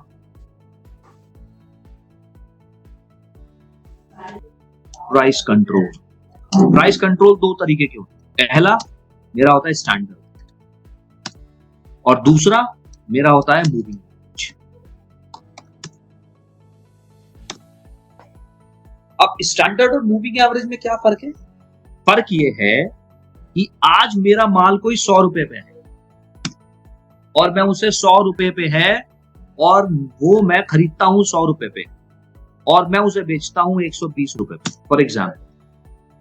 तो चाहे मैं आज की बात करूं, चाहे मैं 2 साल बाद की बात करूं, चाहे मैं 5 साल बाद की बात करूं, चाहे मैं 100 साल बाद की बात करूं, मैं उसे 120 रुपए पे ही आजीवन बेचता रहूंगा। ओके। चाहे मैं उसे आज मैं 100 रुपए का खरीदता हूं, कल मैं 99 का खरीदूं, या कल को मैं 110 का खरीदूं, या मैं कल को 115 का खरीदूं मैं कितने का भी, लेकिन मेरा सेलिंग प्राइस 120 ही रहेगा। दिस इज सिस्टम, ठीक है। लेकिन मूविंग एवरेज क्या करेगा? मूविंग एवरेज करेगा कि आज मैंने 100 रुपए का खरीदा, परसों मैंने 120 का खरीदा, नरसों मैंने 130 का खरीदा। अब मैंने अपना मार्जिन बनाया 100 रुपए के हिसाब से कि अगर मैं 100 का खरीदता हूं तो मुझे इसको बेचना है 120 में। अगर मैं 120 का खरीदता हूं तो मुझे अपना मार्जिन रख के बेचना है इसको 140 में, और अगर मैं इसको 130 का खरीदता हूं तो मुझे इसको बेचना है 160। तो सिस्टम क्या करेगा? सिस्टम ऑटोमेटिकली मूविंग एवरेज बना देगा। मूविंग एवरेज का क्या मतलब है कि कल को अगर मैं इसको 160 रुपए पे खरीदता हूं तो मुझे मैनुअली जाके चेंज करने की जरूरत नहीं है, सिस्टम ऑटोमेटिकली उसे 230 रुपए कर देगा। ओके सर, ठीक है। समझ आया?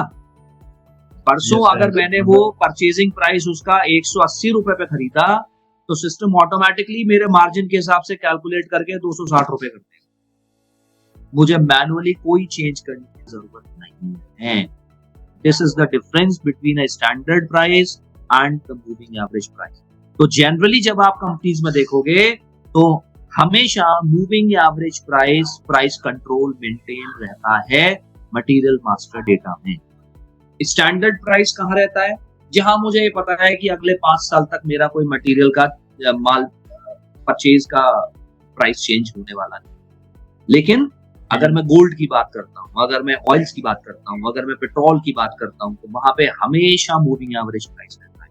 अगर मैं किसी अलॉय की बात करता हूँ, हमेशा मूविंग एवरेज प्राइस रहता है। अगर मैं बात करता हूँ लकड़ी की, फर्नीचर की, तो फर्नीचर यार वो ठीक है, मेरा 2 साल पहले भी वो 100 रुपए की कुर्सी आती थी और मैं उसे 120 की बेचता था। आज भी मेरी 100 रुपए की आती है, 101 रुपए की आती है और मैं 120 पे बेचता हूँ। जिसमें प्राइस बहुत ज्यादा फ्लक्चुएट नहीं करते हैं, वहां पर मैं स्टैंडर्ड प्राइस कंट्रोल मेंटेन करता हूँ मटेरियल मास्टर डेटा में। जहां पर मेरे प्राइसेस बहुत जल्दी जल्दी फ्लक्चुएट करते हैं, वहां पर मैं मूविंग एवरेज मेंटेन करता हूँ। क्लियर?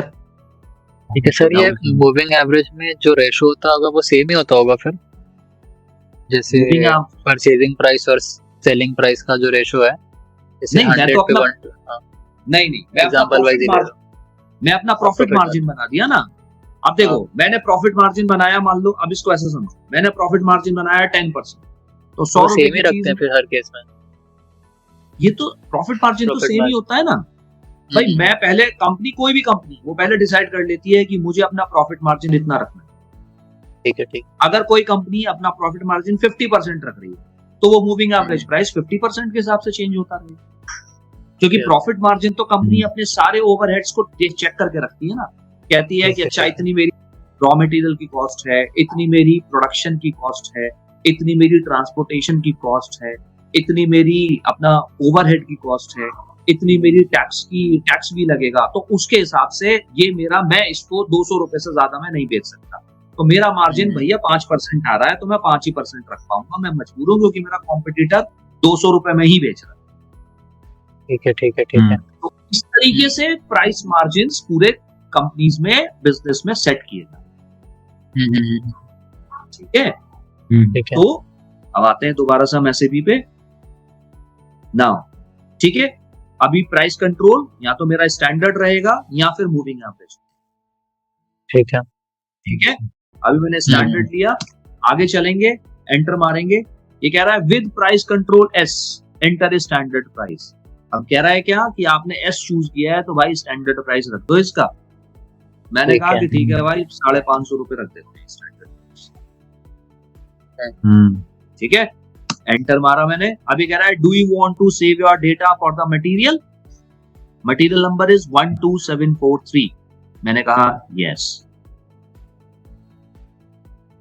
अब the field in house production is defined as a required field, it does not contain an entry. ठीक है भैया, इन हाउस प्रोडक्शन में डाल देता हूं, अगर है मेरा तो मैंने डाला 20 डेज।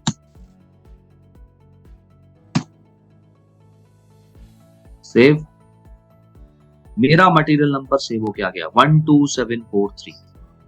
Yes sir. राइट, अब मुझे अगर ये देखना है तो मैं MM03 पे जाऊंगा और मैं यहां पर अपना मटेरियल नंबर डालूंगा, तो मुझे जिस भी व्यू में देखना है, मुझे जो भी व्यू चेक करना है, सपोज करो मुझे अकाउंटिंग 1 व्यू चेक करना है, तो मैं केवल एक ही व्यू सेलेक्ट करूंगा, आगे जाऊंगा, प्लान डालूंगा और मुझे वो दिखा देगा कि मेरा अकाउंटिंग व्यू में मेरा स्टैंडर्ड प्राइस 550।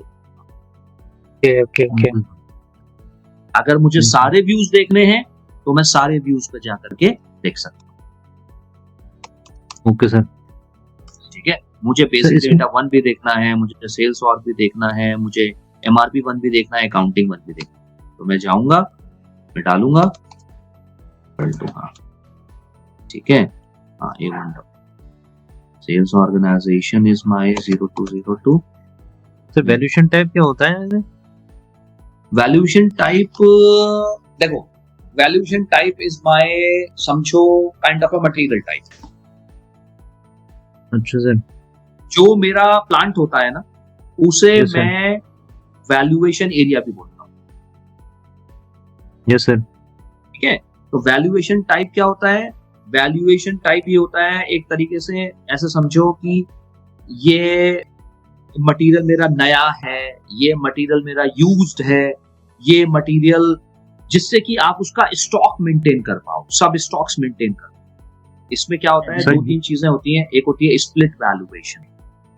Yes sir. तो स्प्लिट वैल्यूएशन क्या करता है? स्प्लिट वैल्यूएशन सिस्टम के अंदर ये करता है कि जो भी उसकी मटेरियल की क्वालिटी है और जो भी उस मटेरियल का ओरिजिन है, वो ऑटोमेटिकली बता देगा। ओके, ठीक है, तो वो MM का पार्ट है। Okay sir. मतलब जैसे मेरा पूछने का मतलब था कि जैसे हम प्लांट और स्टोरेज लोकेशन ये हमने कहीं मेंटेन करे हैं, असाइन करे हैं, तो ये आ रहे हैं, यहाँ पे फैच होके आ रहे हैं, तो ऐसे वैल्यूएशन टाइप का भी कहीं पे होता है या फिर ये बस ऐसी ब्लैंक छोड़ के चलना पड़ता है? एसडी के पॉइंट ऑफ व्यू से वैल्यूएशन टाइप की जरूरत नहीं।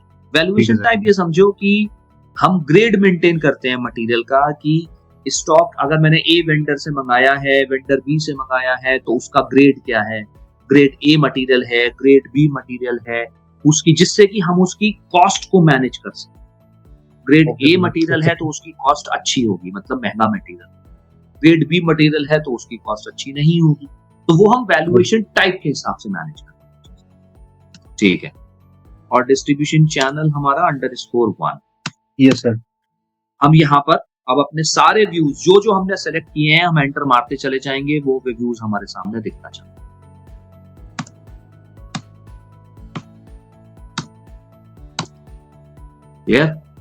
Yes sir, clear.